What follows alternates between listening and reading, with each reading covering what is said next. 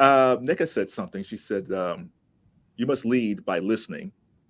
Andrea, what did you learn by being a leader of directing this piece? What did you learn by listening? Oh man, what a good question.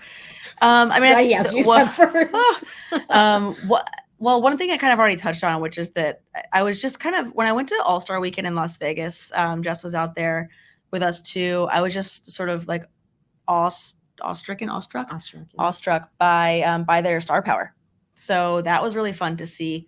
And then I learned a lot. I learned a lot about agents and sort of like how to handle those relationships. I learned a lot about storytelling. You can't force. The film is so different than what we originally set out to make, but that's art.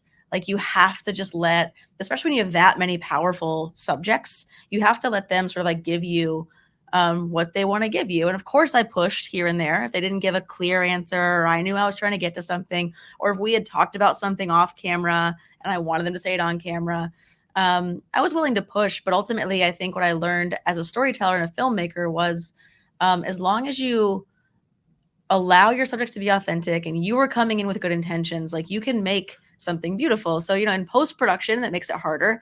My co-writer and story producer, Anthony Sarney, like we spent hours and hours and hours going through transcripts and making sure that our story structure and our arcs for each player made sense and were cohesive. It's a lot of different characters to fit into one film. So I want you to say what you said last night or tonight at the about premiere. Perfection. Yeah, because I think it's a really good. I think you and I.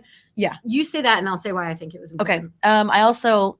Monica McNutt asked me if I had advice for anyone in the room at the premiere, which was stressful because that was an impressive room of people.